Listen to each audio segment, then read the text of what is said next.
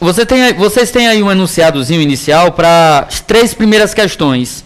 E ele comenta o seguinte: considerando que nos números positivos A, B, C e D, os números A, B e D estejam nessa ordem em progressão geométrica.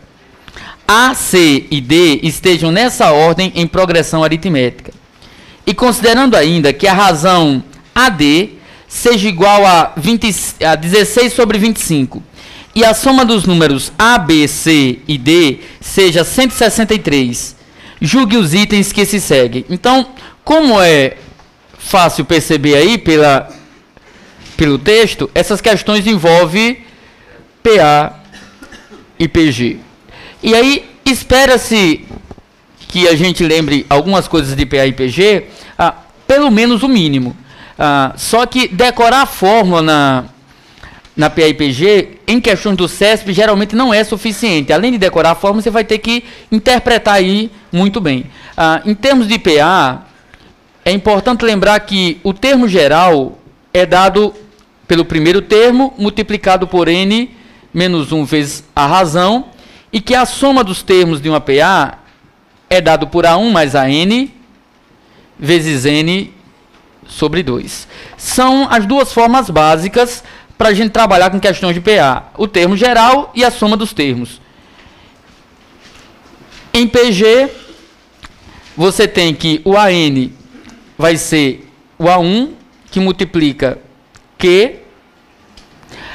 Dá só uma olhadinha. A relação entre PA e PG é basicamente o seguinte: tudo que aqui aparece em soma, aqui vai aparecer em produto. Se aqui é uma multiplicação, aqui vai ser em potência. Então, é A1 vezes Q, que multiplica N menos 1. A soma dos N termos do APG vai ser A1, que multiplica Q elevado a N menos 1. Isso sobre Q menos 1. Isso é considerando que a PG ela seja uma PG finita. Eu quero somar os primeiros 100, 200, 300, 1000 termos. Já se for uma PG infinita, a soma desses N termos é dado por A1 sobre 1 menos Q. É claro aqui, gente, que a consideração é que a razão seja diferente de 1, né? Porque se a razão for 1, primeiro que eu não tenho necessidade dessa forma para fazer essa soma, já que é 1. Segundo que dividir por 1 é impossível. Então, consideração aí. Então, baseado nesses dados, o que eu posso garantir das questões do enunciado? Ele diz que A, B, C e D são números todos positivos.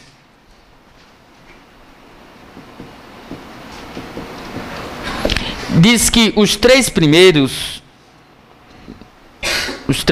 não, perdão, A, B e D, os dois primeiros e o último, formam um APG. E que o primeiro, o terceiro e o quarto formam um APA. Diz ainda que a razão entre o termo A e C é igual a 16 sobre A e D, perdão. A e D, 16 sobre 25. E eu sei mais uma coisinha.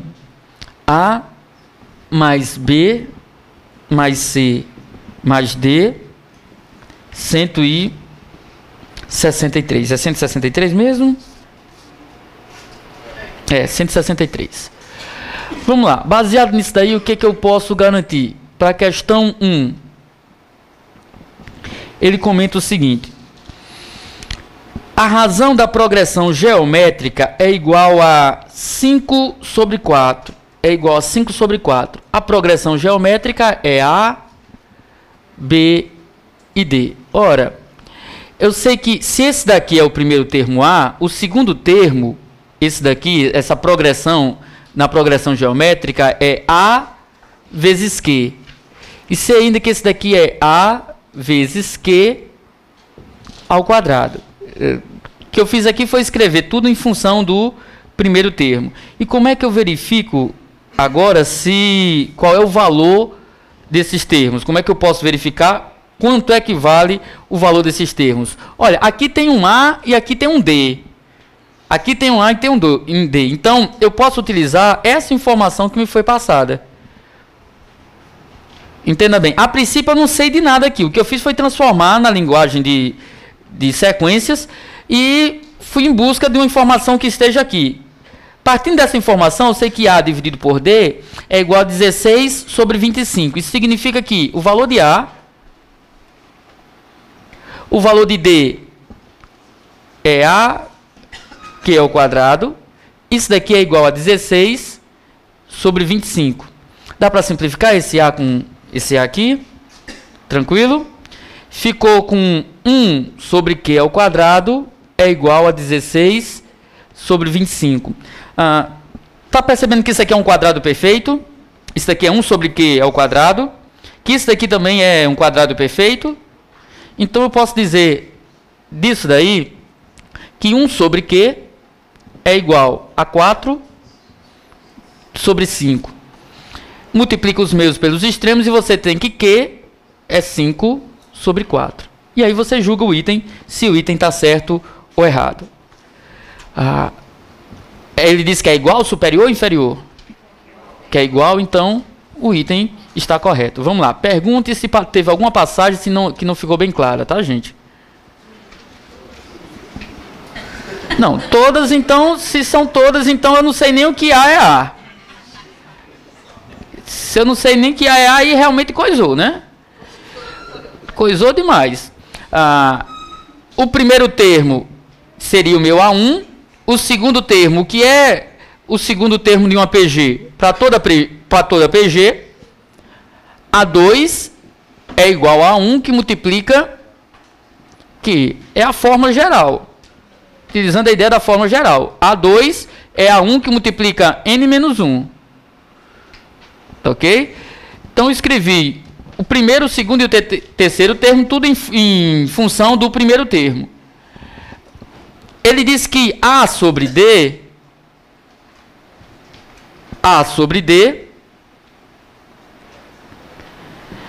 onde tinha A eu preservei, onde tinha D eu substituí pelo valor relativo. Ele diz que é 16 sobre 25. 16 sobre 25 é um quadrado perfeito. O que eu fiquei aqui foi com 1 sobre Q ao quadrado. Isso é igual a 4 sobre 5 ao quadrado. Se ambos estão ao quadrado, os expoentes são iguais, ó. Um cancela o outro, é como se você passasse a raiz para o outro lado, né? Um cancela o outro, então 1 sobre Q é 4/5. Meios pelos extremos e você fica com 5 sobre 4, porque multiplicar por 1 é ele mesmo. Se é 4Q, o 4 passa dividindo, então Q é igual a 5 sobre 4.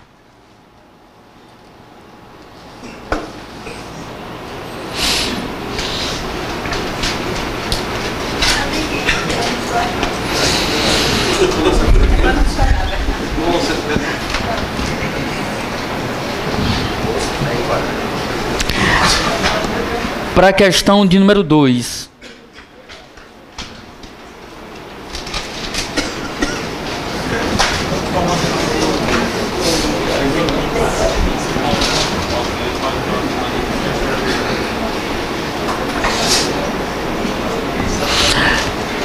Para a questão 2, gente, ele reza assim, ó.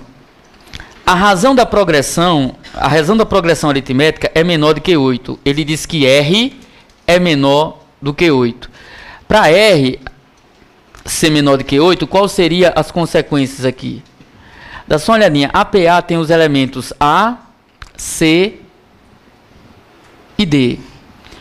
E eu sei ainda que, escrevendo em PA, isso daqui é A, esse outro aqui é A mais R, e D é A mais 2 R's. Ora, A sobre D, novamente, gente, olha, o que é A sobre D?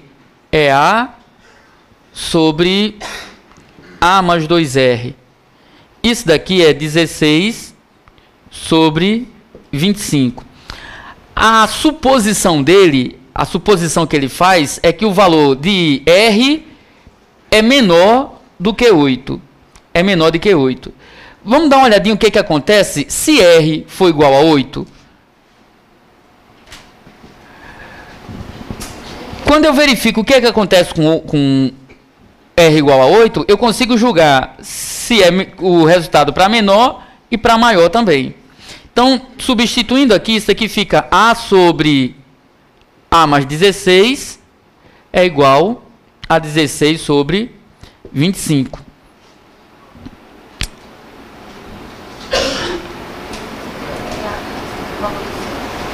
Como é? Como é?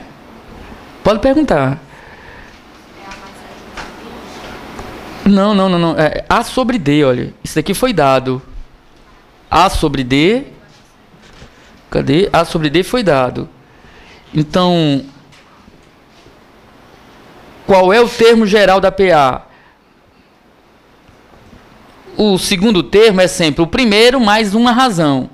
O terceiro termo é o primeiro mais duas razões. O terceiro, e assim sucessivamente, é o termo geral, né? Então, é A mais R e aqui é A mais 2R. Como eu estou supondo que R seja 8, então eu vou ficar com A e 2 vezes 8, 16. E aí eu ficaria com 25A é igual a 16A mais 16 ao quadrado. Nem preciso me preocupar quanto é isso aqui agora. Agora, passa isso daqui para lá. Vai ficar 9A é igual a 16 ao quadrado sobre 9. E aí eu determino o valor de A. Lembrando que esse A é o quê? É o primeiro termo. Esse A é o primeiro termo. Um outro detalhe que ele me diz é que esses valores são todos valores positivos. Esses valores são todos valores positivos.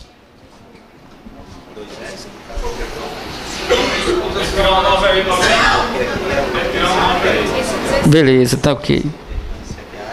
Deixa eu colocar aqui passo a passo.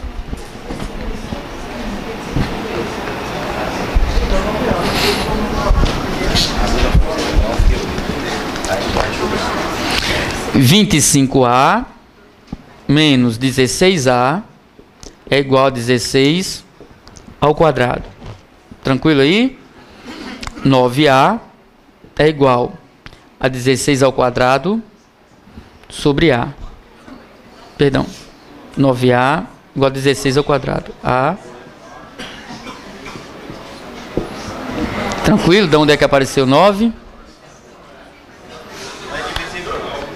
A divisão aqui não é exata. Isso não é problema. Isso não é problema. Não é problema por quê? Porque ele não diz que os números são inteiros, não. Ele diz que os números são positivos. Ele não diz que são inteiros. Tranquilo aí? Não. Então, o que você teria era 16 ao quadrado, 256. Então, o valor de A é 256 sobre 9. Faça uma aproximação mesmo grosseira aqui, gente. Mesmo grosseira. Faça uma aproximação aqui. Você teria A igual a 25, aproximadamente. Que se fosse por 10, daria 25,6. O que eu quero fazer é que você evite gastar esse tempo, porque isso vai gerar uma dízima. Aproximadamente 25. Então, olha só. Se R for 8, o primeiro termo vai ser 25. O segundo termo vai ser 25 mais a razão. O terceiro termo vai ser 25 mais 2 vezes a razão. Você concorda, gente, que a soma desses termos não vai dar 163, vai dar bem menor? A afirmação dele é que é menor do que 8. Eu já peguei um número maior do que a afirmação dele. Eu estou pegando 8 é maior do que qualquer número menor do que 8. Se for 8, aqui ficaria 25 mais R, ou seja, 25 mais 8. Aqui ficaria 25 mais 16. Você concorda que, continuando em PA, a soma dos 4 não vai dar 163? Tranquilo aí? Se for 8 já não dá. Você imagina se for menor do que 8? Não dá. Eu estou pegando um termo que já é maior do que qualquer um deles. Então, nem adianta você continuar. Com 8, o primeiro termo já dá muito pequeno para que a soma seja 163. Conclusão disso daqui é que o valor de R tem que ser maior do que 8. Mas a afirmação que ele faz não é que é maior do que 8, não. Ele afirma que é menor do que 8. Ok? Eu peguei um valor que fosse maior para ver se a soma daria os 163 mesmo. Mas a soma fica muito aquém do 163. Beleza? Se houvesse a necessidade, você podia jogar isso no sistema e descobrir qual era o valor, né?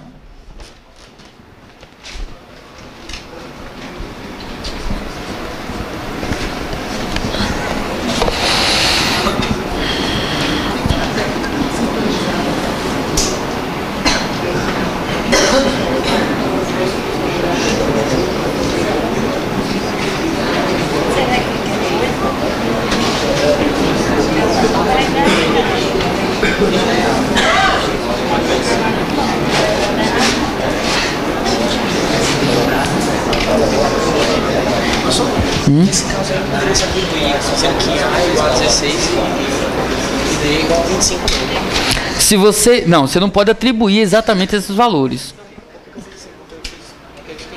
Pegando a 2 é menos A1 e a razão A3 menos A2. Igualei e achei o termo do meio. Pronto. É que ele não me garante que sejam esses valores, né? Esses valores. Para a questão 3 aí, gente, ele diz assim, ó, o número B é maior do que o número C. Ele quer que você garanta que o número B é maior do que o número C.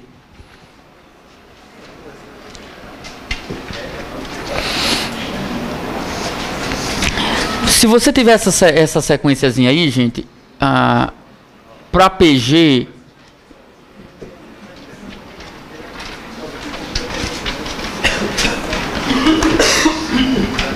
A, B e D, para PA,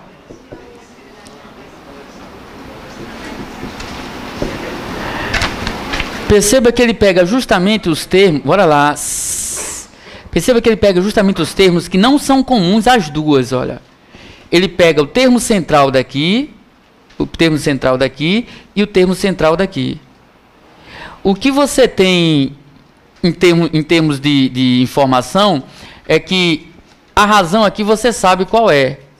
E a razão aqui você sabe que é menor, que é maior do que 8. Você sabe aí que a razão é maior do que 8. E com essa informação você tem que deduzir. Esses valores são maiores, menores ou iguais.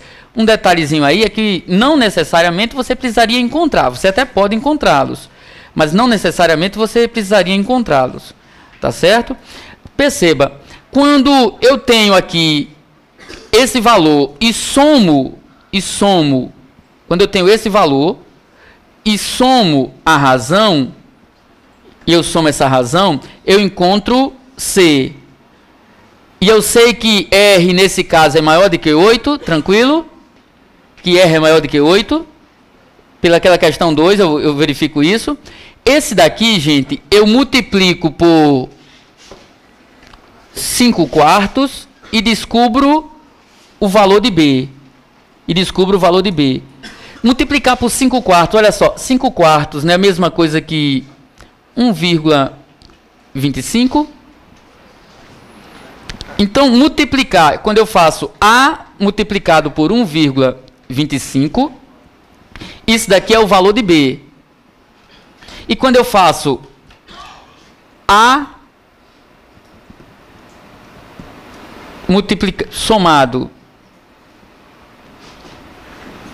somado com um valor maior do que 8, eu vou colocar 8, mas eu sei que é um número maior do que 8, tranquilo? Isso daqui é o valor de C. Então, o que você está julgando é se 1,25A é maior do que A mais 8. Tranquilo aí? Esse A pode passar para cá fazendo o quê? Ele está somando, pode passar para cá fazendo o quê? Então, vai ficar 0,25A é maior do que 8.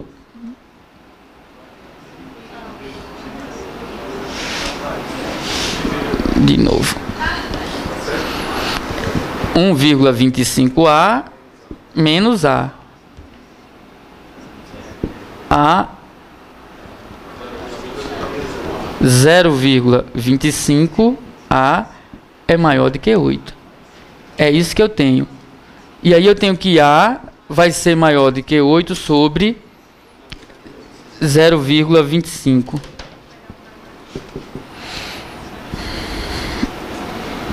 A é maior. Dá só uma olhadinha. Dividir por 1,25 é multiplicar por 4. A é maior do que 32. Se A for maior do que 32, gente, a soma também não vai dar 163. Mais uma vez, o item está errado. Agora, eu não precisava desenvolver isso aqui, não. No momento que eu tivesse isso daqui, seria o ideal para eu parar por aqui, olha. Eu já sei que 1,25A é maior do que A mais 8. Maior do que A mais 8. Nas condições que eu tenho, não tem como garantir essa informação.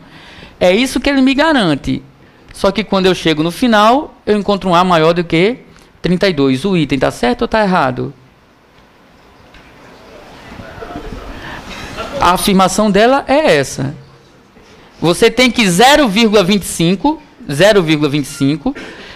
É porque talvez não esteja levando em conta que eu só estou trabalhando com números positivos. Só estou trabalhando... Se aqui é 1,25, gente, quando eu somo aqui, esse valor aqui tem que ser maior. Porque eu sei que o A também é valor positivo. Eu só estou trabalhando com valores positivos. Não pode ser uma PA nem uma PG aqui decrescente, não. Necessariamente. Ok? Então, o item, mais uma vez, é um item errado. Eu estou chamando a atenção que você não precisaria montar um sistema de equações do primeiro grau com 3 variáveis para descobrir, não. Porque isso daí vai tomar um tempo enorme e não é isso que você quer. Tá ok? A impressão que dá é que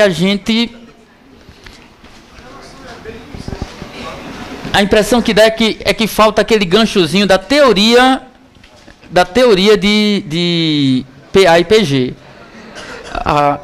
As questões não são consideradas questões difíceis, mas realmente eu sem a teoria, algo que é para ser óbvio, como por exemplo, por 2 vezes a gente está se perguntando de onde é que surgem essas informações, o que teoricamente, mesmo naquele resumozinho que a gente colocou aqui, já seria suficiente para justificar.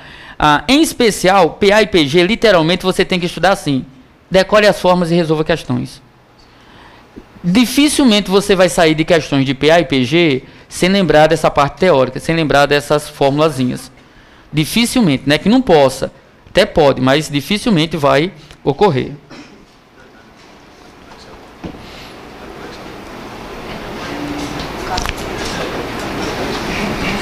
A questão 4, ela não faz mais referência ao enunciado dado inicialmente, tá? Ao primeiro enunciado. É uma questão independente. E talvez do ponto de vista prático, ela seja um pouquinho mais rápida que as demais. Diz assim, ó: considera a seguinte situação. Um sargento perfilou em forma de triângulo os 840 soldados que estavam sob o seu comando, colocando um soldado na primeira linha, 2 soldados na segunda linha, 3 na terceira linha e assim sucessivamente. No final desse procedimento, ficaram 20 soldados fora de formação. Nessa situação, é correto afirmar que, na formação realizada pelo sargento, haviam mais de 42 linhas. Só um detalhezinho. Na linha 1, qual era a quantidade de soldados? Então, o meu primeiro termo da sequência é 1. Na linha 2, é o meu segundo termo. Tinham quantos soldados? 2. Na linha 3, 3 soldados. Ele diz que tem 42 linhas. Eu não sei se isso é verdadeiro, mas se for, a 42 vai ter 42 soldados. E eu sei que a soma dos soldados que foram perfilados aí tem que dar quanto? 820. Por quê? Porque... Calma, respira. 20 soldados ficaram fora. tem 840, mas 20 ficaram fora do perfilamento. Então seria 840 menos os 20, ok? E como é que eu vou fazer? Eu vou fazer a soma dos termos dessa PA. A soma dos termos dessa PA, que eu posso utilizar de maneira direta. A soma dos 42 vai ser A1 mais o A42 vezes quem é N, 42 sobre 2. Então, a soma dos 42 vai me dar 1 mais 42 vezes 21, tranquilo? 21 aí? A soma das 42 linhas vai ser 43 vezes 21. 860, dá uma olhadinha se é isso mesmo. 903. A soma de 42 linhas seriam 903 soldados. O item está certo ou errado? Ele diz que a quantidade de linhas é quanto? Mais de 42. Se eu pegar 42, eu já teria 903 soldados. Só teria que dar quantos? Perceba que eu não estou interessado em saber quantas linhas tem. Eu estou interessado em determinar se é mais do que 42, 42 ou menos de 42. Certamente teria que ser menos que 42. Ok?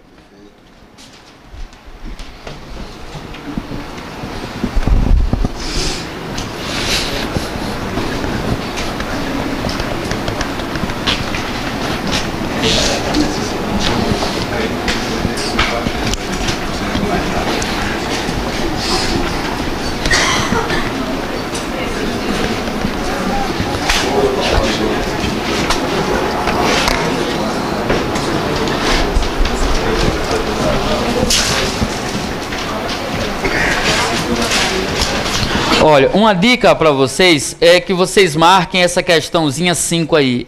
Eu encontrei essa questão, algumas variantes dela, em muitas provas do CESP. Bastante provas. Provavelmente vocês já devem ter visto também. Ele diz assim, ó. Considere que cada lado de um triângulo equilátero meça 40 centímetros.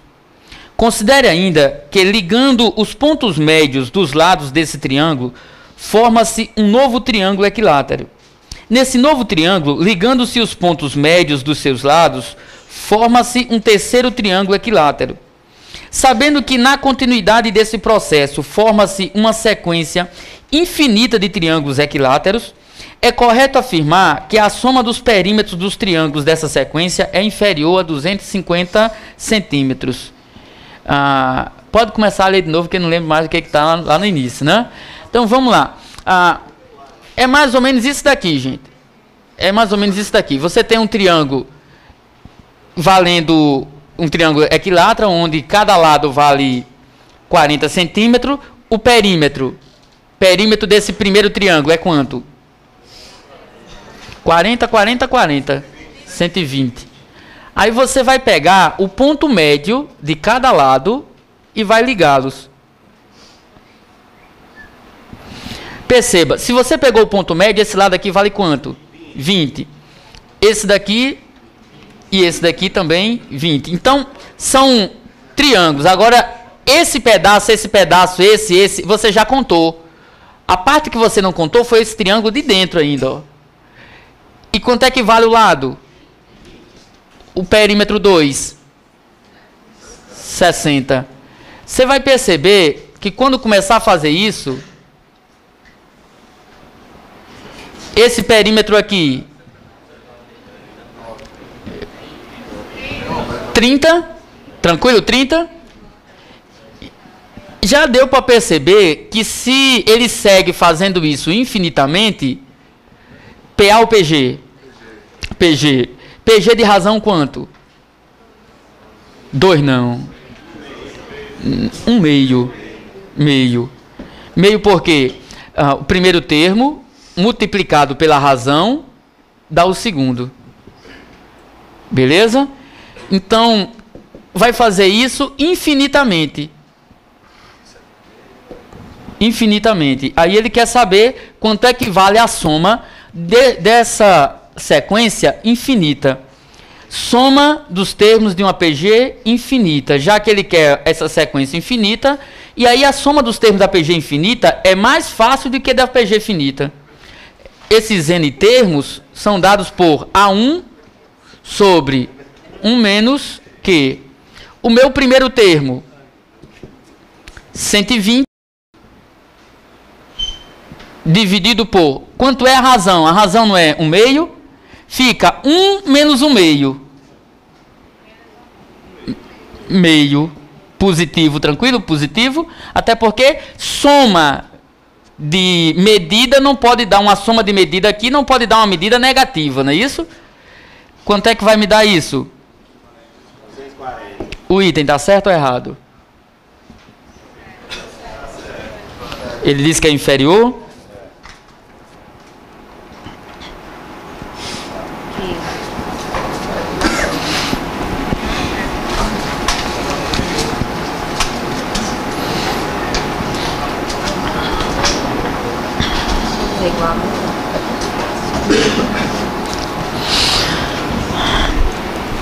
A questão 6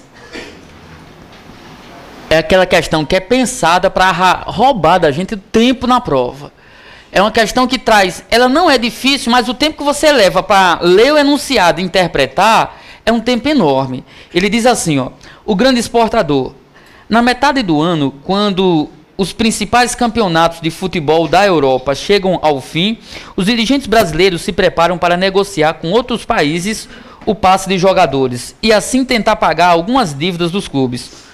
Como consequência, cresce o número de jogadores brasileiros que os estrangeiros consideram gênios, mas que no Brasil ninguém conhece. Pepe, 6 anos atrás, aos 18 anos, teve o passe vendido pelo Corinthians Alagoano de Maceió para o Marítimo, clube da Ilha da Madeira, por $40 mil. Na semana passada, aos 24 anos, Pepe teve o passe comprado pelo Real Madrid por 30 milhões de euros. O Brasil vendeu o passe de 851 jogadores no ano passado, o que representa um aumento de 200 atletas em relação a 2002. Destes, 365 foram jogar na Europa Ocidental, aumento de 25% em relação a 5 anos atrás. 127 foram jogar no leste europeu. 145 foram jogar na Ásia, 214 para a África. O maior exportador individual foi o Corinthians Alagoano, que vendeu o passe de 19 jogadores. Entre os clubes da primeira divisão, o São Paulo foi o maior exportador, 12 atletas para 9 países. Tomás Fávaro, craque de exportação. Esse artigo é de 2007 e isso faz importância na resolução. Considere-se que a partir de 2002, a quantidade de jogadores que foram jogar na Europa Ocidental, ano a ano, formam uma progressão geométrica de razão que. Então, esse número Q é tal que Q elevado à quarta é igual a 1,25. Dê uma olhadinha na tabelinha, gente. Europa Ocidental. Em 2002, foram negociados quantos?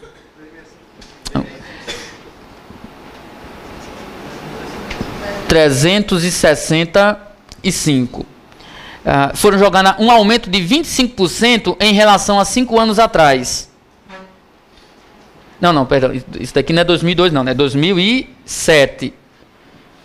2007, 365. Isso é 25% a mais do que os exportados há 5 anos. Tranquilo aí? Você concorda então, gente, que é um aumento de 125%, perdão, um fator de correção de 125%, 25% a mais é um fator de correção de 125%. Então você pega os que foram lá em 2002, x, multiplicado por 1,25, isso me dá 365. Tranquilo ou não? Aumento de 25% é pegar o 100% que você já tinha, que foi em 2002, e mais os 25%, ou seja, 125%. 125% é a mesma coisa que 1,25. 1,25 multiplicado a quantidade de 2002, chega aos 365, que é de 2007. Então, x vai ser igual a 365 dividido por 1,25. X vai ser um valor de 292. Então, em 2002,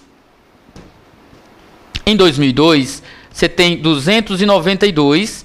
Em 2007, você tem 365. É isso que ele está me dizendo aqui.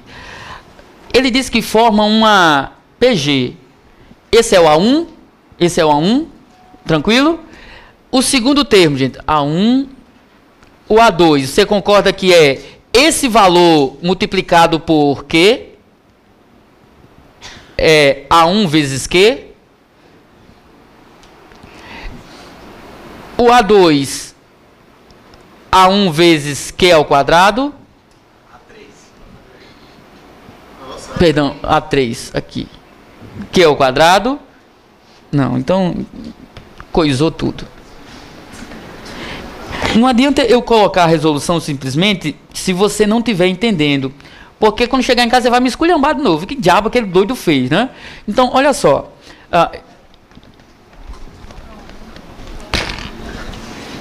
A2, o segundo termo de uma PG é dado por A1 que multiplica Q. Eu estou usando o termo geral de uma PG. A3 é igual a A2 que multiplica Q ao quadrado. Isso é o termo geral da PG que a gente escreve em função do primeiro termo. A3 é A3 vezes Q. Perdão. A1. A4 é A1 vezes Q a terceira. A5 é A1 vezes Q elevado à quarta. E assim sucessivamente. Quando a gente coloca esse resultado, é porque não se costuma listar um por um desse jeito. Não é comum a gente sair listando um por um desse jeito. Ok? Então, o que você tem é que o primeiro termo foi 292. Aí você tem A2, A3, A4, A5, 2002, 3, 4, 5, 6, 365. Então, olha só. Em relação ao ano, seria 2006. O artigo é de 2007, ele está dizendo que os ataques foram no ano passado. 2002, 2003, 2004, 2005, 2006. Ok. Deixa eu só ver a informação aqui. O Brasil vendeu... há 5 anos atrás, verdade. 365, beleza. O artigo é de 2007, mas ele faz referência ao ano anterior. Então, o que não se costuma fazer é listar um por um desse tipo aqui. Por quê? Porque isso é muito trabalhoso. Aí o que é que eu quero? Eu quero pegar esse valor. 292, multiplicar para encontrar esse valor aqui. Esse valor aqui, você concorda que é A1 que multiplica Q elevado à quarta? A1 que multiplica Q elevado à quarta, isso é igual a 365. Esse 292 passa fazendo o quê? Q elevado à quarta é 365 sobre 292. Gente, você já fez essa conta, você só fez inversa. Mas você já fez essa conta aqui. 1,25.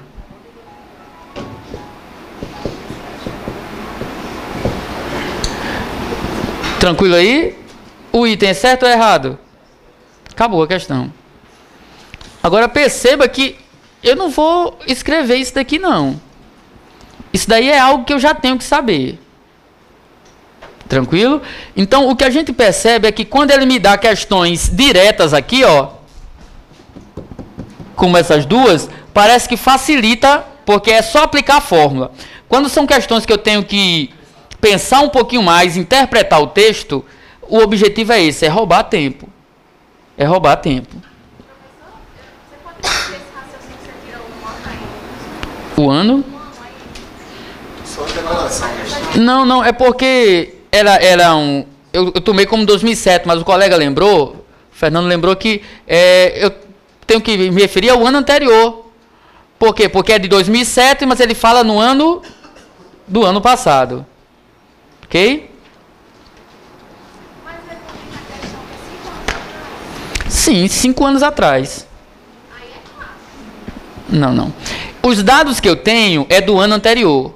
O ano do texto foi 2006. Perdão, o ano do texto foi 2007. Os dados são de 2006 e 2002. Então, 5 anos atrás vai ser 2002, né? Gente, e uma outra coisa, independente de que ano eu tô, se são 5 anos, isso é verdade para quaisquer 5 anos. Justamente. Então, isso daqui é verdade para quaisquer 5 anos. A gente pega aí o ano 2002, 2006, 2007 pela referência que é dada no texto.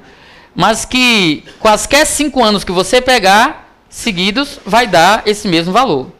Tá certo?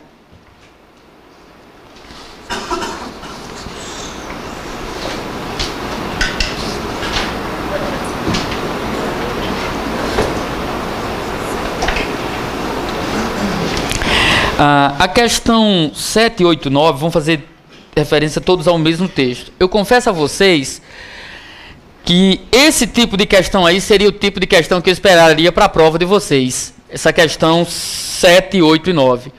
Ele tem a oportunidade nessa questão 7, 8 e 9 em comentar alguma coisa sobre lógica e matemática. Tem sido uma preocupação, inclusive, da professora Alessandra, quando a gente trabalha juntos na mesma turma, de fazer comentários sobre lógica dentro de matemática. Então, questões desse tipo aí, o CESP adora. E é uma questão que, se eu entendo o texto, beleza. Se eu não entendo, vou deixar em branco. Olha o que ele diz aí. Zenão de Eleia desenvolveu o seguinte paradoxo, que tinha a intenção de questionar a racionalidade humana. Um dia, Aquiles, o grande guerreiro grego, e uma tartaruga decidiram apostar uma corrida. Considerando que Aquiles e a tartaruga se movam com velocidades constantes e que a velocidade de Aquiles seja o dobro da velocidade da tartaruga, ele dá a ela 200 metros de vantagem no momento da partida. Quando Aquiles chega ao ponto de partida da tartaruga, a primeira etapa, ela terá se movido para a frente exatamente a metade da distância de sua dianteira, 100 metros. Então, peraí. Como ele tem o dobro da velocidade, quando ele anda 200 metros, a tartaruga anda 100. E assim sucessivamente. E ele não está à frente, pelo menos não ainda, porque ele deu uma dianteira de 200 metros. Ele começou 200 metros antes. No momento em que Aquiles chega a esse segundo ponto, a segunda etapa, ela terá se movido mais metade da distância que os separava na primeira etapa. Um detalhezinho. A primeira etapa é 100 metros. A primeira etapa não é antes de começar a corrida, não, viu? Ele separa aí, ele grifa aí no material, primeira etapa e segunda etapa. E assim sucessivamente. Segundo Zenão, Aquiles jamais alcançaria a tartaruga. Porque em cada etapa, no momento em que Aquiles chegasse ao ponto onde a tartaruga estava, esta já teria avançado e a distância entre eles seria a metade daquela que os separava na etapa anterior. Então, o que ele comenta aí? É que, mesmo sendo mais rápido, ele nunca vai alcançar a tartaruga. Por quê? Porque quando ele chegar onde a tartaruga estava, a tartaruga já andou um pedaço. Mas entenda, esse é o que ele está dizendo. Esse é o paradoxo de Zenão. Mas você vai ter que julgar se isso daí é verdadeiro ou se é falso, tá bom? Então, a ideia que ele está dando nessa última parte do texto é que nunca vai encontrar. Por que não vai encontrar? Porque toda vez que ele anda a metade, porque ele anda o percurso, a tartaruga andou a metade e já está mais à frente. E assim sucessivamente. Na sexta etapa da corrida, Aquiles terá percorrido menos de 10 metros. Isso é verdadeiro ou isso é falso? Você concorda que cada etapa é o tamanho do deslocamento? O deslocamento 1 é de quanto? De Aquiles? Não, 100 não. É o deslocamento de Aquiles. 200. Na segunda, 100. Na terceira, 50. E aí já percebeu que está fazendo é uma PG de razão 1/2. Então, 25. D5, 12,5. D6, 6,25. Agora você imagine se ele pedisse, sei lá, no deslocamento 60, a gente ia fazer um por um de novo? Não. Fórmula dos termos do enésimo termo. O A60 é qual termo? E aí eu ia procurar aplicar a fórmula e descobrir quem é o A60. Beleza? Nesse caso, o item está certo ou errado?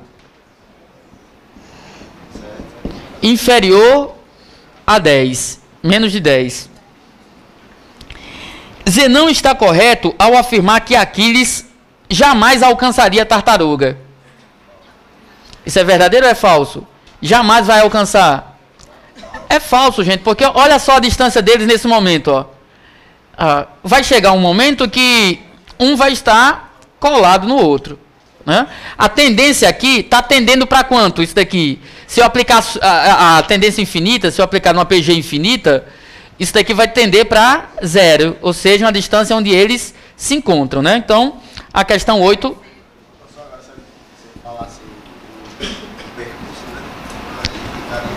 se você pegar aí um limite, se você colocar um limite, aí muito provavelmente nesse limite não teria, né? Nesse limite, mas ele diz aqui que nunca, né? Nunca tende ao infinito, né? Então, é falso o 8 e o 9. A sequência numérica formada pelas distâncias percorridas por Aquiles em cada etapa forma uma progressão aritmética. Beleza aí? Falso. Por quê? PG e não PA. Ok?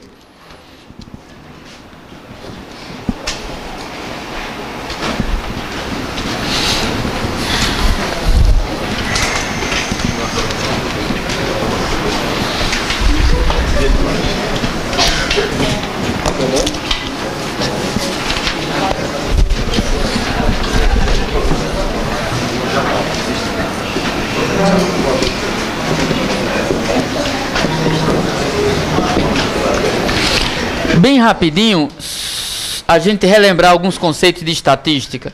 Como ele trouxe lá, gente, ele não trouxe estatística, ele trouxe noções de estatística. O que a gente espera que ele cobre são medidas de tendência central.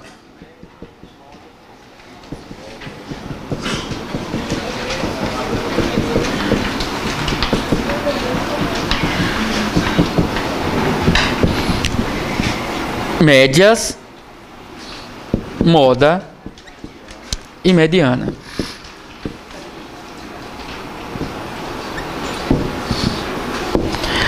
Até poderia cobrar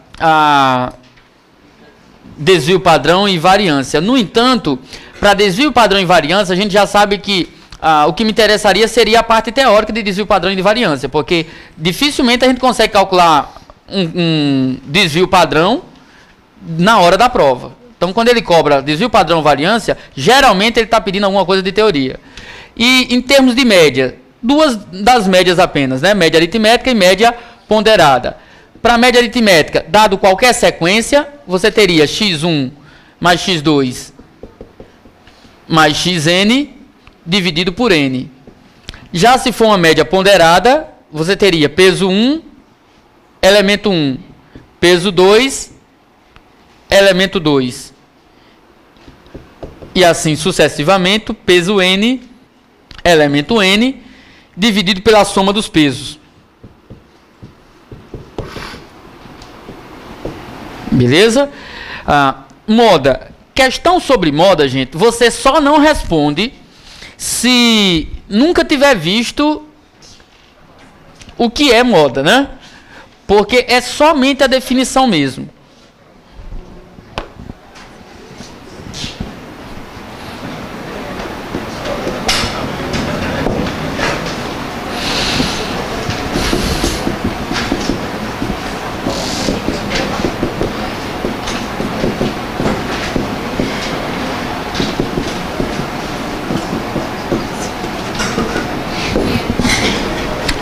Moda. Moda é o termo de maior frequência em uma observação. Então, se você tem aqui, ó,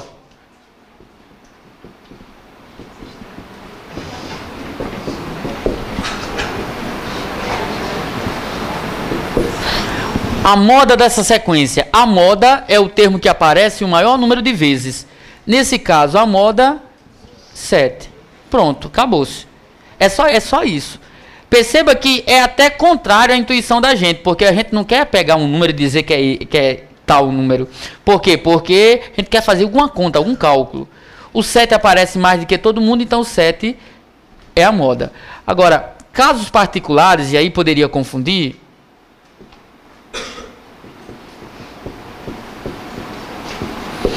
Qual é a moda dessa sequência? Nesse caso, a moda ela é bimodal. Ela tem duas modas. Tanto 5 quanto 12.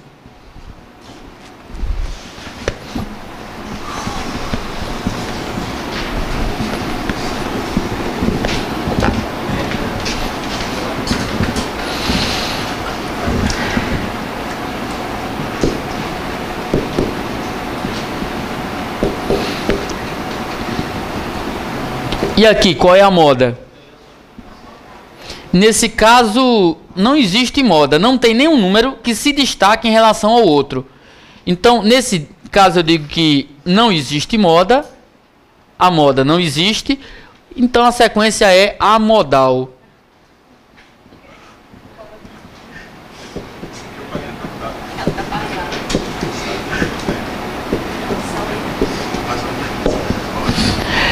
Nesse caso aqui, eu tenho o 2, o 3, o 4 e o 5. Cada um deles duas vezes. Qual é a moda?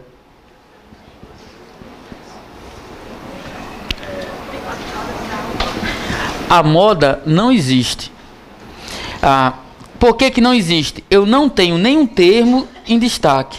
Quando é que não existe moda? Quando todos os elementos têm sempre a mesma quantidade. Eu tenho a mesma quantidade de cada um dos elementos. Nesse caso, eu digo que a moda não existe, que a sequência é amodal, ok? Então, não se admite moda. Por último, você teria aí o conceito de mediana.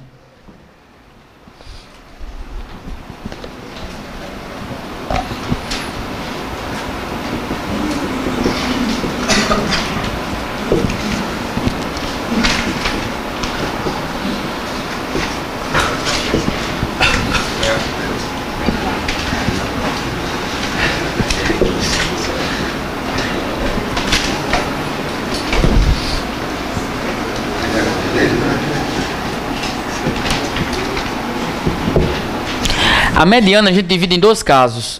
Quando a quantidade de elementos é uma quantidade ímpar, não tem nada a ver de algarismos pares ou ímpares não, viu? É quantidade de elementos. Por exemplo, aqui eu tenho algarismos ímpares como o 3, o 15, o 7 e o 9, e tenho algarismos pares como o 2. Eu estou interessado na quantidade. A quantidade é um número ímpar. São 5 elementos, quantidade ímpar. A mediana é o termo que está no meio da sequência, depois que eu ordeno essa sequência. Depois da sequência ordenada. Então, 2, 3, 7, 9, 15. A mediana é 7. Só que quando a quantidade for par,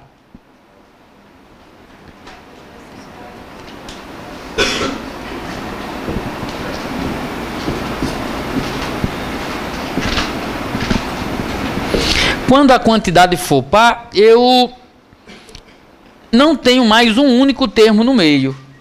Se n é par,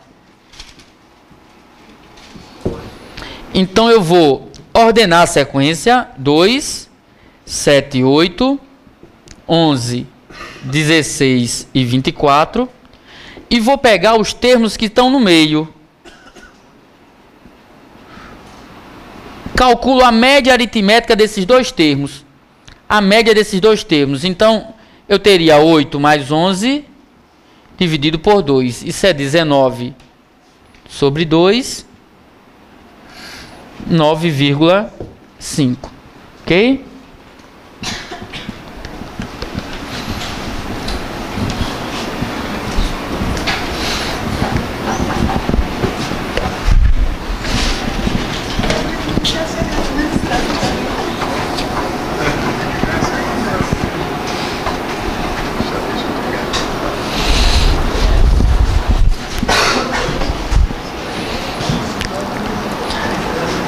Para a questão 10. 10 ou 9? 10. Questões 10 e 11. Diz assim, gente, ó. Uma instituição possui 15 empregados. 2 da referência A, 4 da B, 9 da C. O salário mensal de cada empregado da referência C é igual a 2.000. O de cada empregado da referência B é 3.500. E o salário mensal de cada empregado de referência A é igual a 5.000. A partir dessas informações, julgue os itens que se seguem. Ao se selecionar aleatoriamente e sem reposição 2 empregados dessa instituição, a probabilidade de que a soma do salário desses 2 empregados não ultrapassar 5.000 é superior a 0,35. Então, mesmo sendo uma questão que a gente vai ver que é mais direcionada à estatística, veio também uma questão de probabilidade, porque se você lembrar lá noções de quê? De probabilidade e estatística. Então, esses 2 tópicos vêm seguidos. Vamos lá. Eu quero a probabilidade de quê, realmente? Da soma não ultrapassar é ser menor ou igual, é isso? Não ultrapassar 5.000. Ser menor ou igual que 5.000. Mas observa, gente. Qual é o menor salário? 2. Qual é o segundo menor salário? Então, eu só posso somar para dar menor ou igual a 5.000, eu só posso somar aí de 2 pessoas que ganhem 2.000, concorda ou não? Então, qual é a probabilidade da primeira pessoa sorteada ser de qual categoria? Categoria C, não é isso? É C que ganha 2.000? É. Qual é a probabilidade de ser da categoria C? 9 em 15. Isso dá para simplificar por 3 a 5. Qual é a probabilidade do segundo C de categoria C, sabendo que já saiu um, ó? Eu sei que já saiu um. 8 em 14. Isso é quanto? 4 sétimos. Mas a resposta é 3/5 ou 4 sétimos? Eu não quero que aconteça uma coisa e outra. Probabilidade de A e B é a probabilidade de A multiplicado pela probabilidade de B. Então vai ser o produto entre essas frações.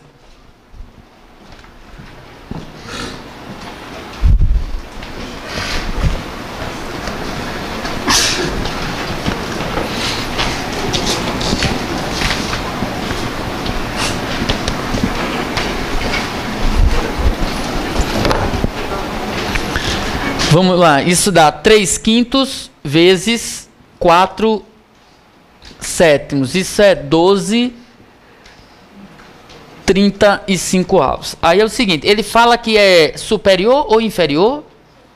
Superior. Ele está dizendo que 12,35 é superior a 0,35. Deixa eu contar uma coisa aqui. Uma possibilidade que você pode fazer aqui é executar essa divisão. Quando você executa essa divisão, você encontra 0,342 e continua. Já dá para você saber se é maior ou se é igual. Tranquilo aqui? Verdadeiro ou falso? Falso. Pronto, o item está errado. Só que eu sei que na hora da prova isso aqui dá um trabalho danado. Não é que ninguém não saiba. Eu sei fazer, mas eu sei que na hora da prova dá um trabalho. Então, uma maneira de você verificar isso, talvez de maneira mais prática, mais rápida, seja fazer só a comparação sem encontrar a probabilidade. Como, professor? Olha, 12/35 é maior do que 35 sobre 10. Quando eu fizer o produto, olha só o que é que eu vou encontrar. 10 vezes 12. 120 é maior do que 35 vezes 35. Gente, 30 vezes 30 já daria 900. Eu estou dizendo que 120 é maior do que 900. E aí o item, obviamente, é um item falso. Isso aqui é só para você julgar se é verdadeiro ou se é falso. Perdão, sobre 5 sobre 100. Ok? Faz o produto, então nesse caso aqui teria que a multiplicação, né? Dá 1.000...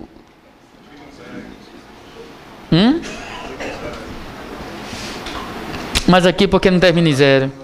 Não termina em zero, né?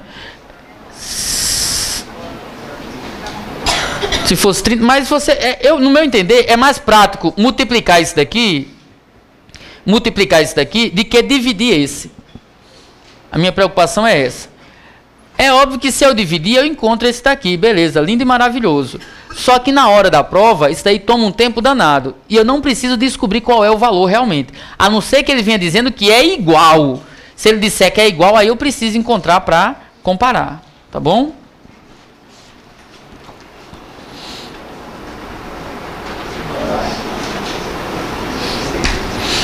Para a próxima questão aí. Ainda sobre esse texto.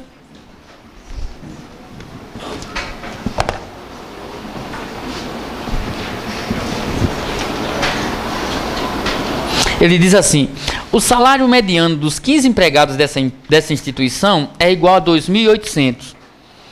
Aí vamos pensar um pouquinho. Quantos tem salário de 2.000? 9. 18.000? 9 salários, cada um de 2.000. 18.000. Mais salários de 3.500. 4 salários de 2.500, 14.000, mais salários de 5.000, 2, 10.000. Isso daqui dividido por quanto? 15, não são 15 empregados? Salário mediano, gente. A soma de todos os salários dividido pela quantidade de pessoas. Quanto é que vai me dar isso? 32, 40, 28, 32, 42. Dá uma olhadinha se é isso mesmo, tá?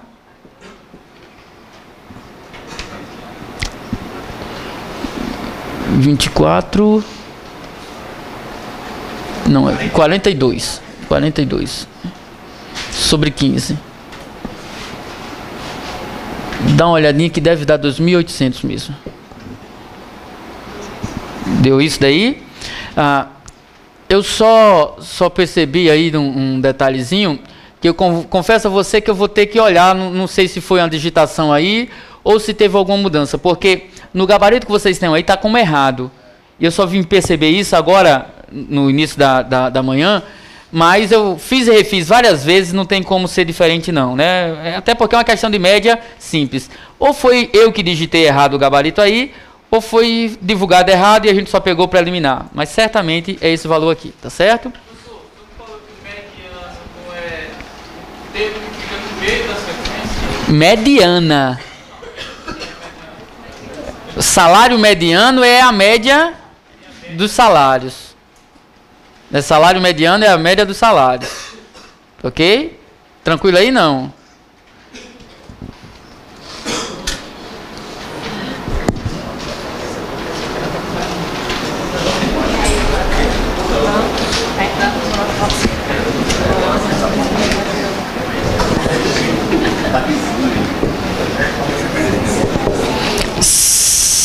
Vamos lá.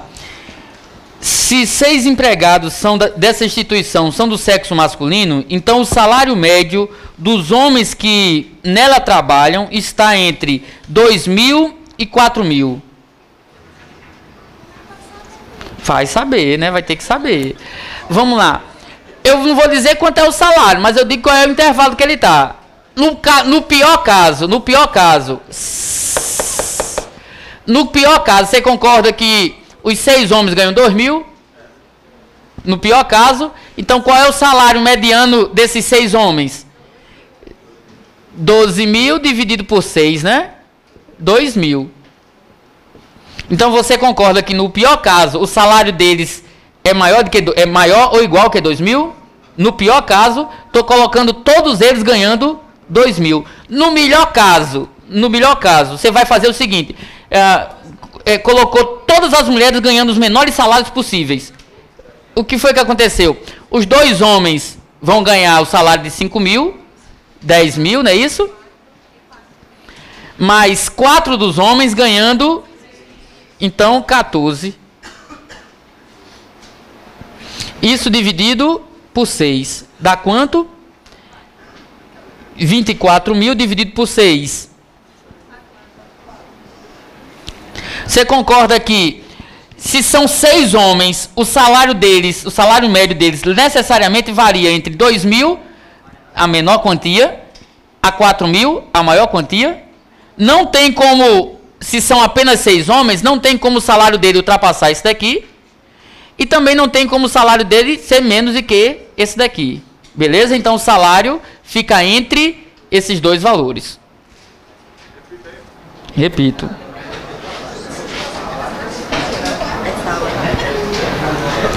O que ele afirma é que o salário dos homens, sendo 6 homens, apenas 6 homens, né, que trabalham nessa empresa, o salário deles vão variar entre 2 mil e 4 mil. E como é que eu posso garantir isso? Como é que eu posso verificar se isso é verdadeiro ou se é falso? Ora, pegando os extremos. Qual é a extremidade? A extremidade é que ele tem o menor salário possível. Ganhando 6, cada um deles ganhando 2 mil, eles vão ficar com a média de salário de 2 mil reais.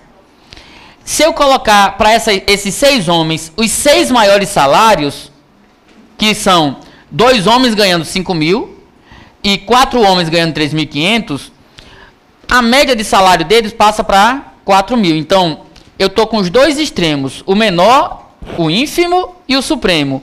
Então, necessariamente, o valor do salário, mesmo tendo outras variações, vai estar nesse intervalo, ok?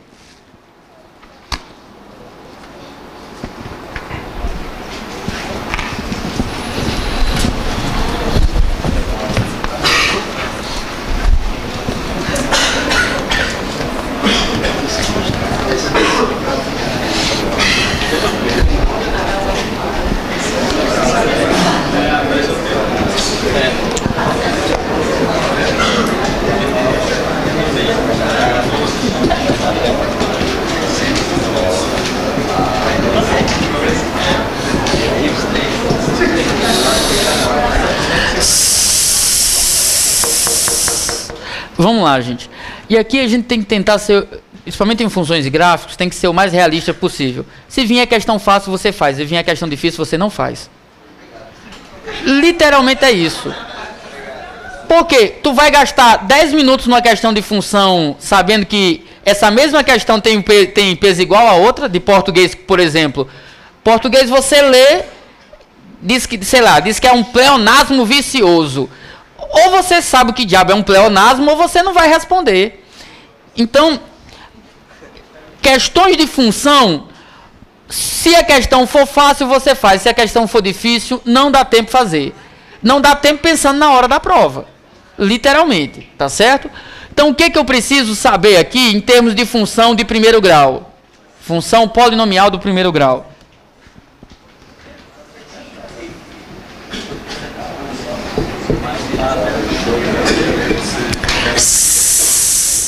A função é de polinomial de primeiro grau ou então função afim, a mesma coisa. Por vezes, ele utiliza o termo afim justamente porque a gente está habituado com de primeiro grau. Então, função afim é toda função do tipo f de x é igual a x mais b. Um outro detalhe é que essa função, gente, ela é definido de R em R, tá certo? A função de primeiro grau e também de segundo, ela tem esse campo aqui, é nos reais para os reais, de R em R, tá ok? Toda função desse tipo, f de x igual a x mais b, onde b é o coeficiente linear, a é o coeficiente angular, o gráfico dessa função é uma reta, foi de primeiro grau é uma reta, foi uma reta é de primeiro grau. Ele pode ser nesse dispositivo aqui ou nesse, ó. Tá certo? Vai ter esse dispositivo aqui, e aí entenda por esse dispositivo, ó, um ângulo formado entre o eixo X e o gráfico. Esse ângulo, você concorda que é menor do que 90 graus? Ele vai ser menor do que 90 graus sempre que A for maior do que zero. Tranquilo? Esse ângulo agora aqui, gente, ó. Você concorda que é maior do que 90 graus? Ele vai ser maior do que 90 graus sempre que A for menor do que zero. Esse valor de A, o valor de A, é que a gente diz que a função é crescente ou decrescente. A maior do que zero, a função é crescente. A menor do que zero, a função é decrescente. Ok?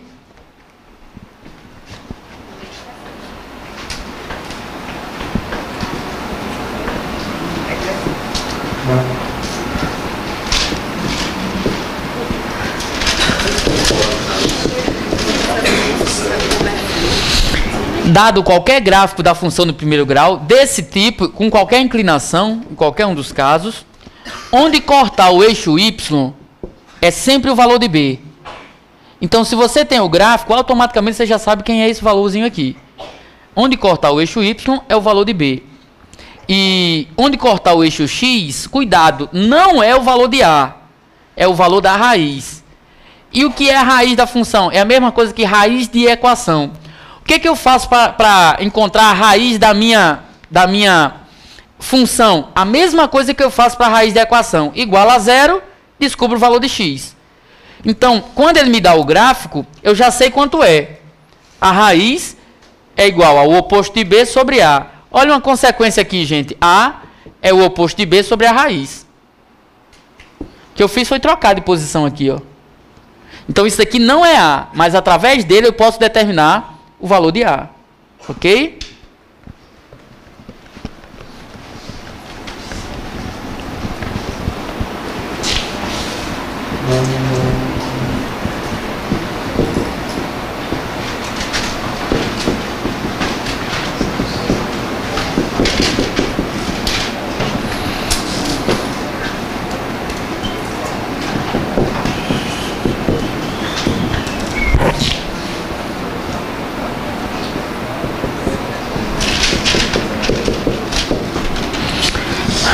Função quadrática ou função polinomial do segundo grau.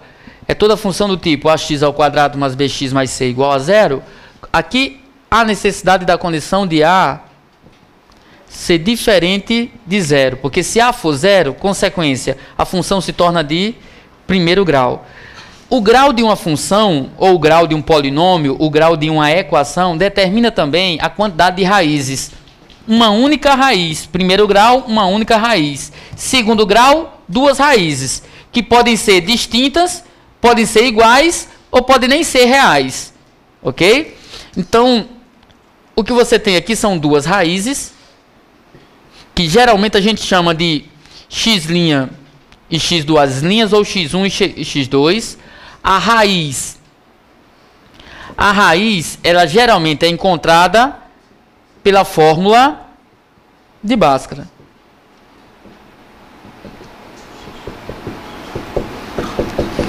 E na fórmula de Bhaskara você vai ter o valor de x é determinado simplesmente pelas coeficientes. O oposto de b, mais ou menos a raiz de delta sobre 2a, onde delta é b ao quadrado menos 4ac.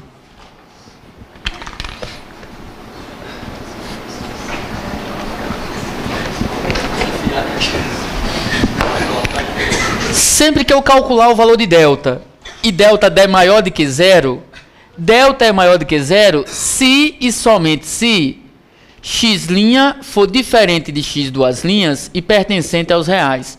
Só que isso não pode entrar e passar despercebido não. Isso aqui ele está me dizendo que toda vez que eu calculo delta maior do que zero, o gráfico da minha função toca em dois pontos. X' é diferente de x duas linhas. Se tocar em dois pontos, delta é maior do que zero. Se delta for maior do que zero, é porque corta em dois pontos. Ok? Quando eu calcular delta e delta der igual a zero, delta é igual a zero se só se x' for igual a x duas linhas e pertencente aos reais. Mais uma vez, o que está se afirmando nesse caso é que o gráfico vem, toca o eixo e sobe. Toca em um único ponto. Em um único ponto por quê? Porque isso daqui é o valor de x', mas é também o valor de x duas linhas. Em último caso, vou colocar do outro lado lá.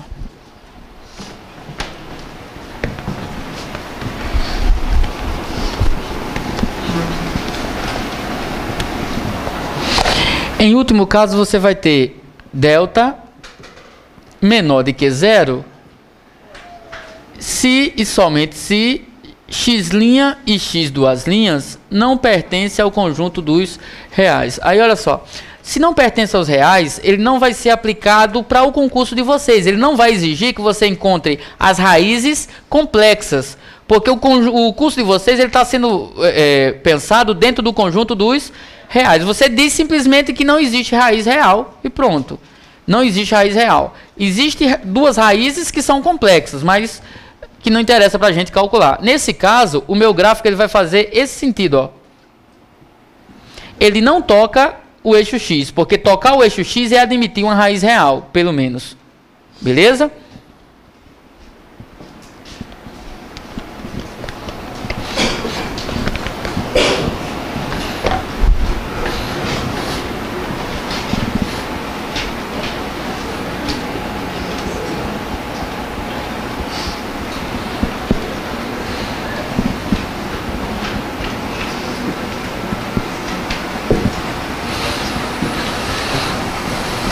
Olha só, quando você tem um gráfico que ele apresenta duas funções, como é que eu sei que são duas funções aqui? Porque eu tenho uma função de primeiro grau e uma função de segundo grau.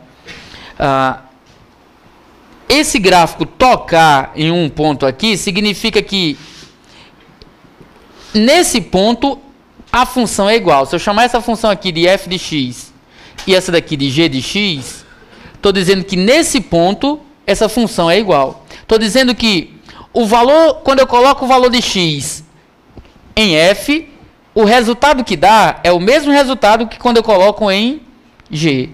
Tá certo? Então, se eu igualo as funções, eu descubro que ponto é esse.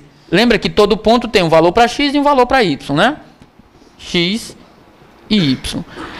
Se tivesse uma outra inclinação, dependendo da inclinação que eu der para essa reta, ó, pode tocar em dois pontos, ou mesmo se for paralelo aqui, ó, nem toca, né? Pode nem tocar, tranquilo? Vamos lá, com isso daí a gente já tem ferramenta para passar pelo menos para as primeiras questões.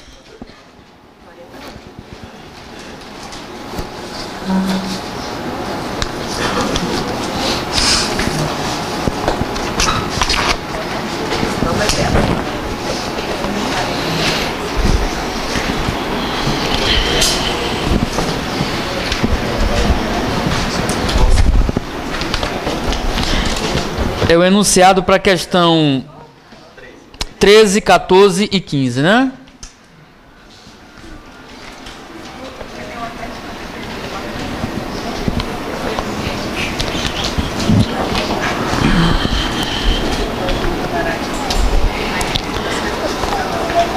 Vamos lá, as questões, a questão 13 tem um enunciado, o enunciado antes das questões diz assim: a respeito das equações e funções polinomiais de primeiro e segundo grau, julgue os seguintes itens.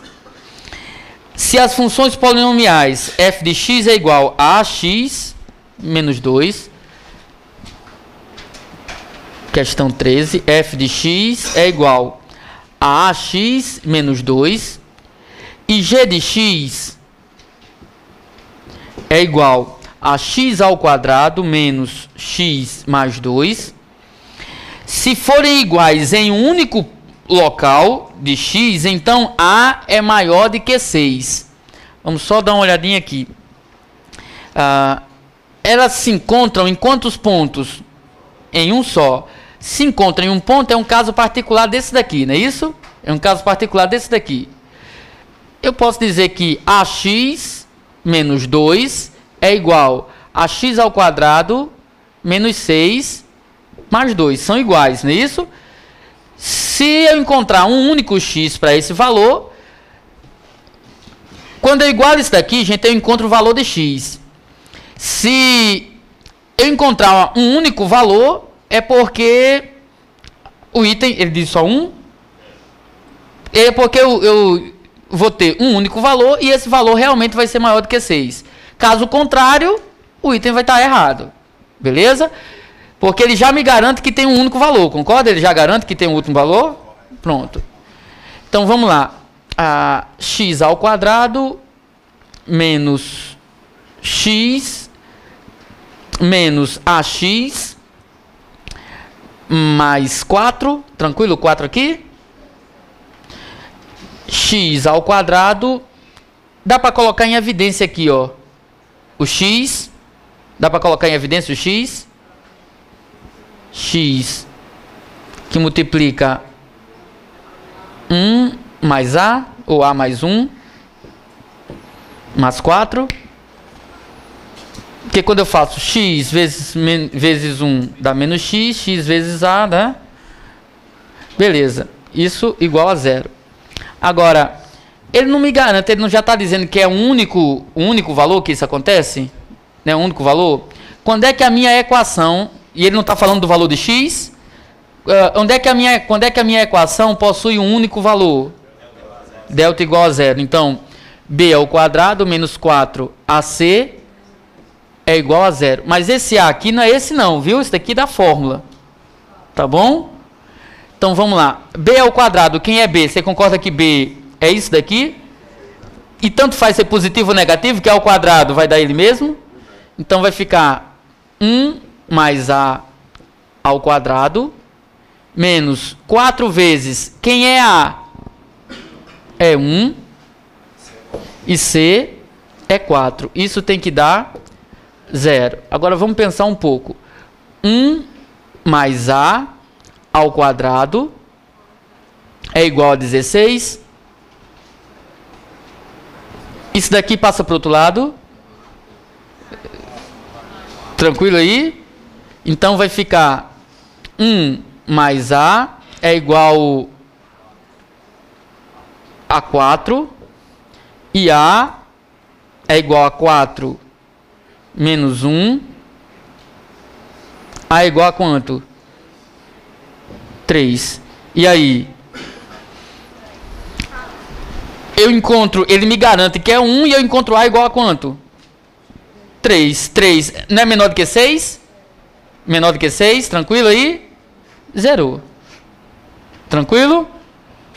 O valor é a igual a 3. Ah, ele está dizendo maior do que... Ah, ok. Igual a 3. Ele fala que é maior, não é isso? O item é falso.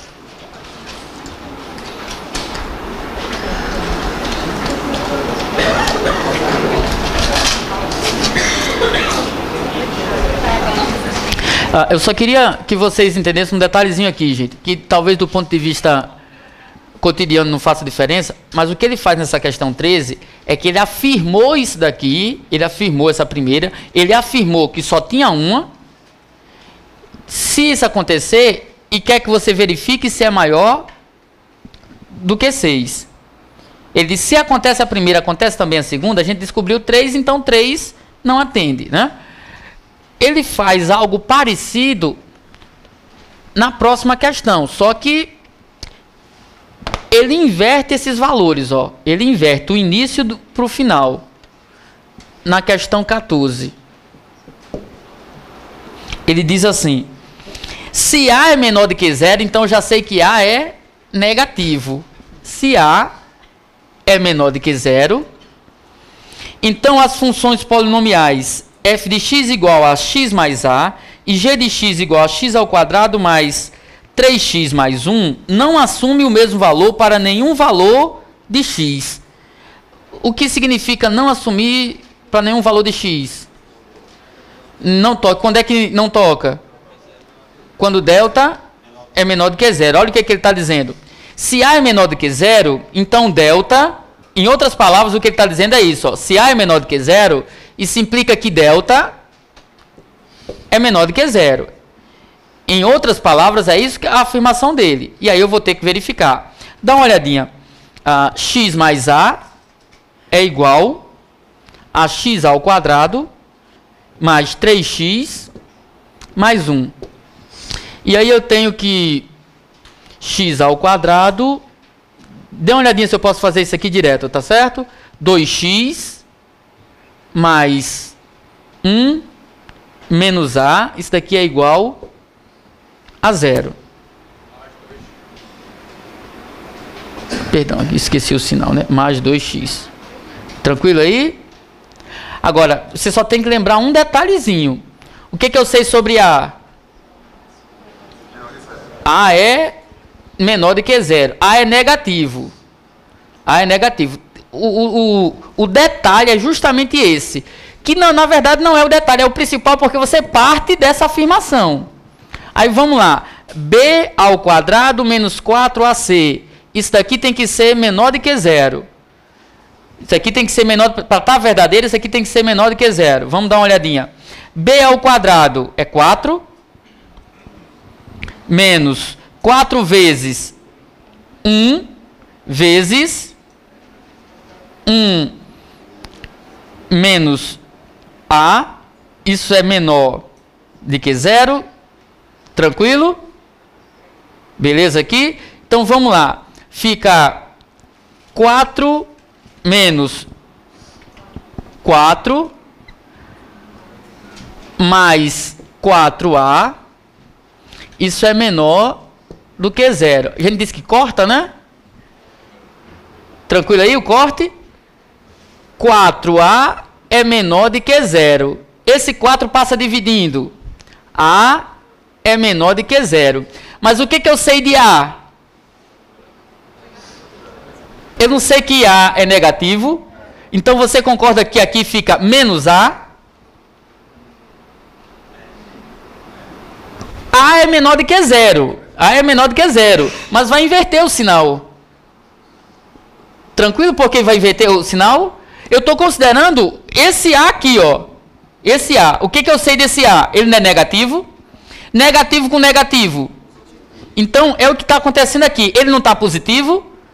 Positivo com negativo, porque vai ter que inverter o valor de A. Eu estou considerando um A aqui, ó. Eu estou somando, ó. Ele está positivo nesse momento. Se ele for negativo... Negativo, gente, para deixar o A negativo, é como se você multiplicasse aqui por quanto? Porque você quer um valor de A negativo. Quando você multiplica por menos 1, fica menos A. Então, vamos lá de novo. É que você está considerando A aqui, na soma, como um A positivo. Mas ele já parte da pressuposição que o valor de A é... Sendo A positivo... Se A fosse positivo, isso daqui ficaria menor do que 0. Só que eu sei que esse valor tem que inverter o sinal. Se tem que inverter o sinal, então vai ficar A é maior do que 0. Porque esse A aqui não é um número negativo? Vamos supor um número negativo qualquer. A gente está dizendo que menos 7 é menor de que 0. É essa a afirmação. Tá ok? Porque esse A é um número negativo. Esse A é um número negativo. Quando eu inverter, ele vai ficar A. Inverter não muda o sinal de todo mundo? Maior do que 0. Tá ok? A pegadinha é justamente porque ele começa supondo que A é negativo e você em momento algum lembra de fazer essa substituição. Mas se não substituir, você quando chegar no final tem que inverter o sentido. Uma outra história seria inverter logo. Se A é negativo, onde tem, em vez de X mais A, você vai colocar quem? Porque pense bem, um menos 7 que eu sugeri ali, em vez de X mais 7, ficaria quem? X menos 7. X menos 7. Então, onde tem sinal de mais aqui, na realidade é um sinal negativo. Em qualquer momento você poderia substituir. Para não ter essa preocupação, o mais prático é substituir no final. Ok? Então, A é maior do que 0. E o meu item? Está errado. Por quê? Porque eu parti do pressuposto que ele era menor do que 0 e encontrei A quanto?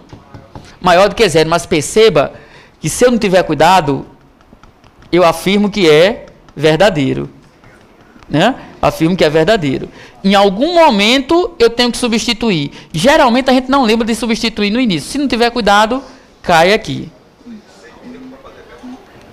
Né? Como é? Aqui 4 ele passa dividindo. Aí 0 dividido para 4 é 0 mesmo, né?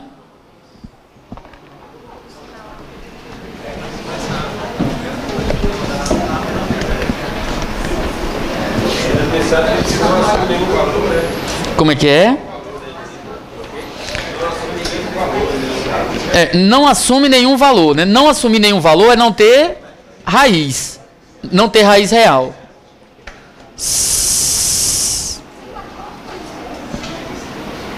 Pergunta, gente. Estão com dúvida? Eu estou ouvindo a gente só, igual o vídeo de tuberculoso, né? Por quê? Pergunte.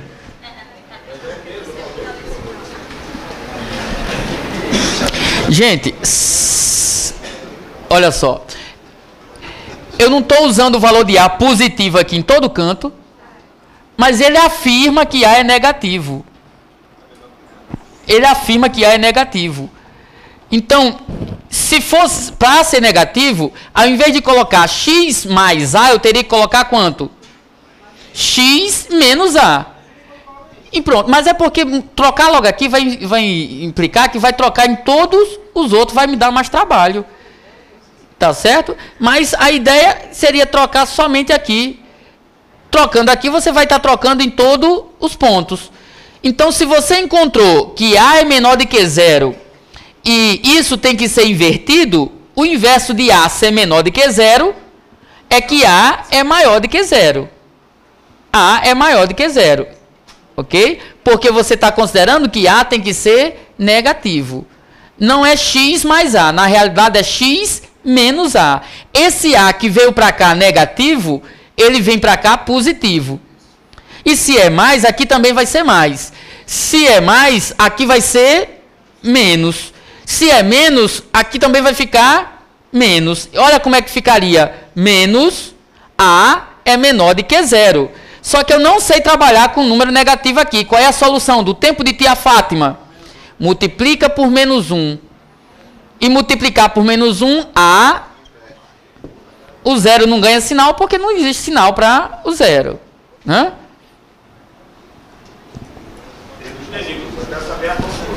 Sim, a conclusão. Qual foi a afirmação dele? A é menor do que 0. Qual foi a conclusão que eu encontrei? Tem alguma contradição aí? Toda. Né? Ele afirma uma coisa e eu encontro outra. O item está errado, né?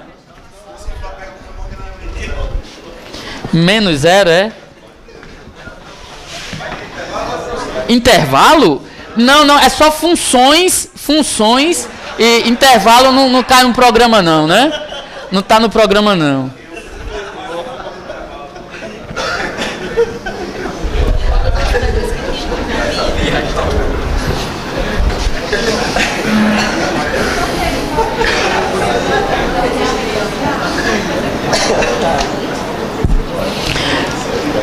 A 15 segue o mesmo raciocínio, mas talvez seja mais fácil ainda. Por quê? Porque é igual. As funções polinomiais 3x mais 3 igual a x ao quadrado mais 2x mais 1. Assume o mesmo valor em um único valor de x. Gente, um único valor de x. Delta igual a 0. Facilidade aqui é que nos outros ele sempre trazia a variável x e uma outra letrinha para eu determinar o valor. Aqui não, ele já me deu tudo. Aí facilita bastante, né? X ao quadrado. Esse 3x passa para cá, menos x. Esse 3 passa para cá, igual a 0. Vamos lá. B ao quadrado menos 4ac. Isso aqui tem que ser igual a 0. Então, 1. Tranquilo? 1 aqui? Beleza.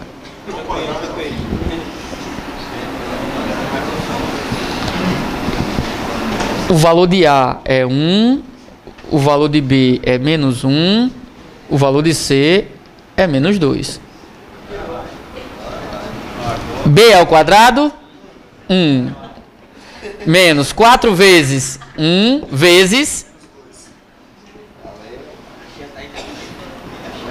Isso daqui, gente, tem que dar igual a 0. Por que tem que dar igual a 0? Porque ele quer que seja um único valor. 1 mais 8 é igual a 0. 9 é igual a 0. E aí... Essa guardada aqui é verdadeira? Não, óbvio que não. 9 não é igual a 0, né? Então, o item também está errado.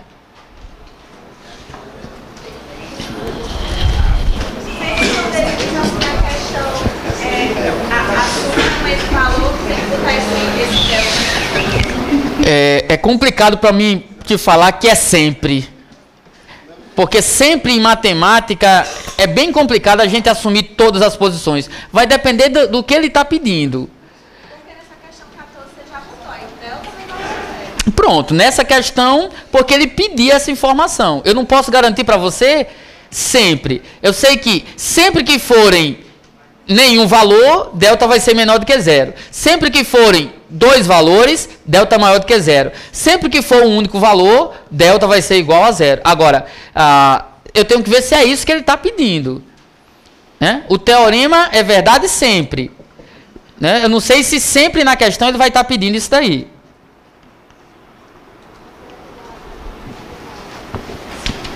Isso é um argumento, né? Isso. É um argumento, né? Argumento matemático.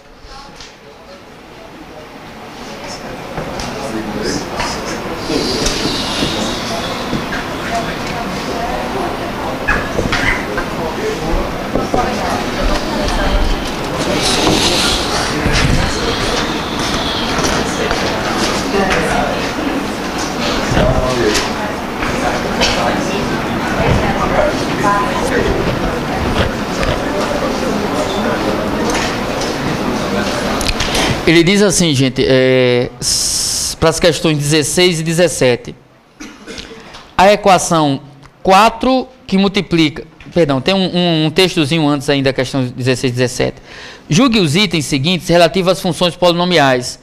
F de x é igual a x mais 1 e g de x é igual a x ao quadrado mais x mais 2. Em que x é um número decimal. Número decimal pode ser inteiro ou não, viu? Número decimal pode ser inteiro ou não. Pode ser inteiro, pode ser uma dízima, pode ser um irracional. Ele só diz que é um número decimal. A equação para 16. 4 que multiplica g de f de x é igual a 7. Que você tem aí uma composição de função. Na função g, onde tiver x, você vai substituir por f de x. Eu vou fazer essa primeira passo a passo aí, só para a gente relembrar essa composição de função, tá?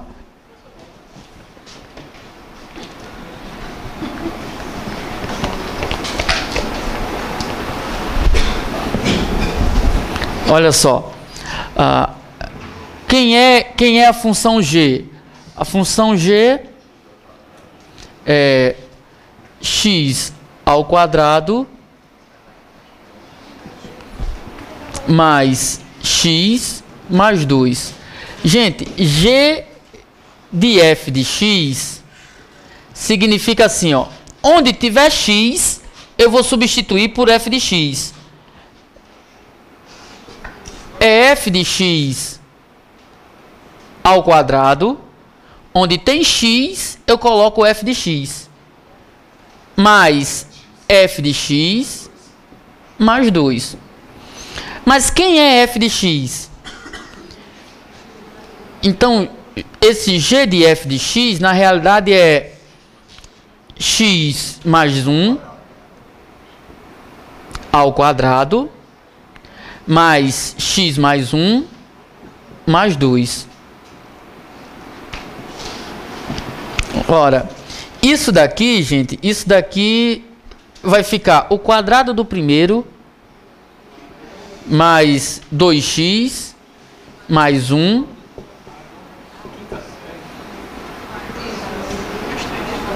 mais 3. Então vai ficar x ao quadrado mais 3x mais 4. Essa é a minha função g de f de x. Essa é a função g de f de x. Ok? E aí, o que eu vou fazer com isso daqui? Eu fiz o passo a passo aqui, gente, mas não é comum você perder tanto tempo. O normal é que daqui você passe para a substituição direta. Não dá tempo de fazer isso daqui. Não, eu só fiz encontrar g de x. Não usei a equação ainda, né? Não usei a equação. Um detalhe é que 4 vezes a função g de f é que é igual a 7. Agora é que eu vou usar isso daí. 4 vezes esse daqui, gente, não é a mesma coisa que 4 vezes esse? Então você teria x ao quadrado mais 3x mais 4. Isso é igual a 7 sobre 4. Dê uma olhadinha se ficou claro de onde é que eu tirei esse 7 sobre 4 aí. É 4 vezes 1, para não perder tempo a gente passa para o outro lado direto.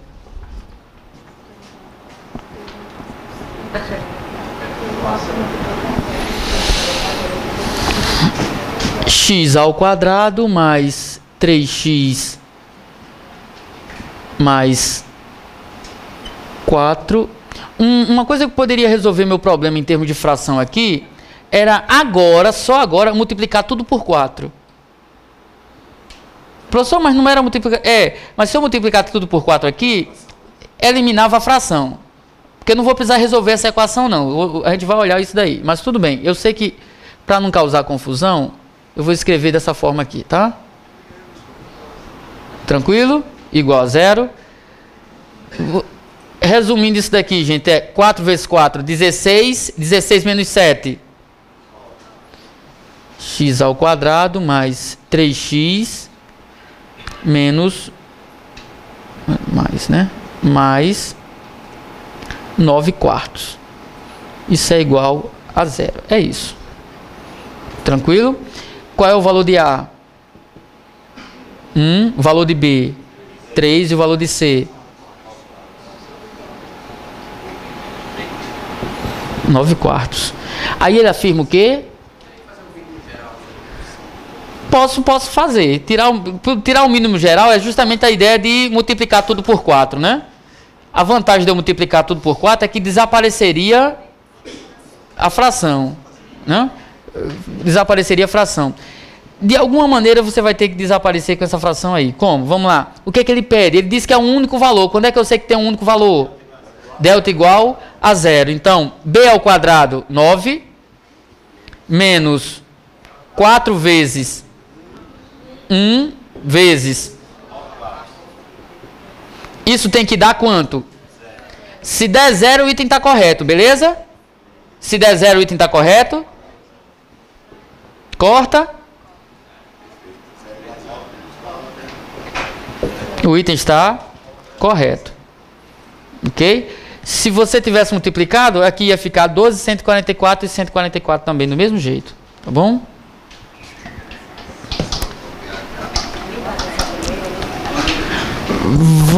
Na verdade, era até às 7 horas. Nós vamos fazer até, pelo menos até a próxima aí. Vou combinar uma coisa com vocês. Essas questões que não vai dar tempo fazer aqui, eu vou postar no portal do aluno. Agora eu só posto na segunda-feira de noite.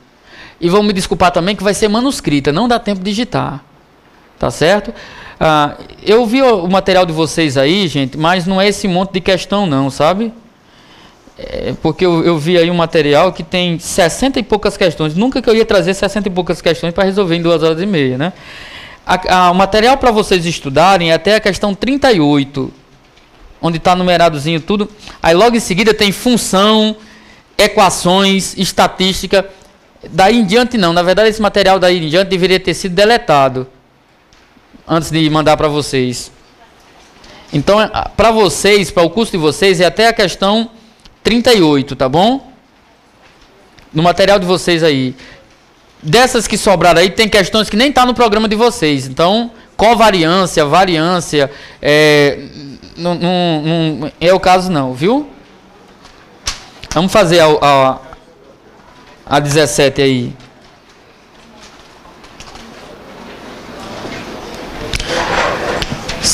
Gente, vamos lá aqui, ó. Existem dois valores distintos. Ele diz que existem dois valores distintos para que as funções sejam iguais.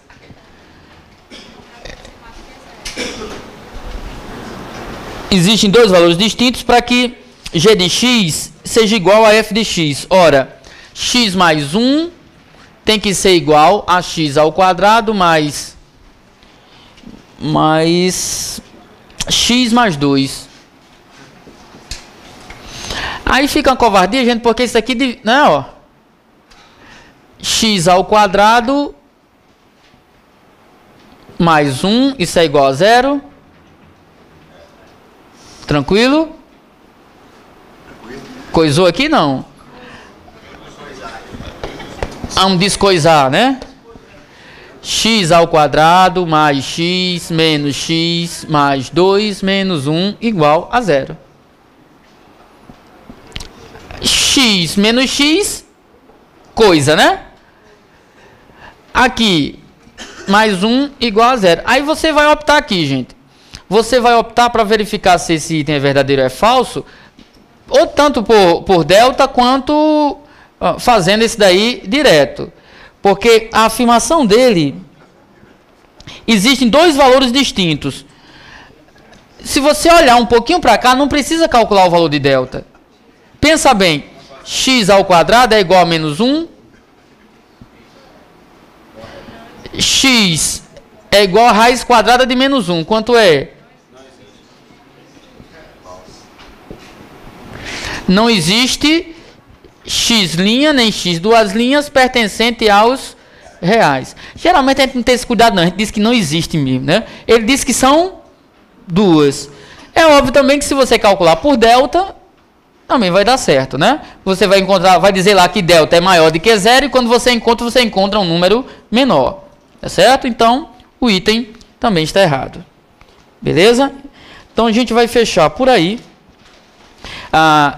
Na segunda-feira à noite, no portal do aluno, eu publico a resolução dessas questões da 18 a 38. Tá bom?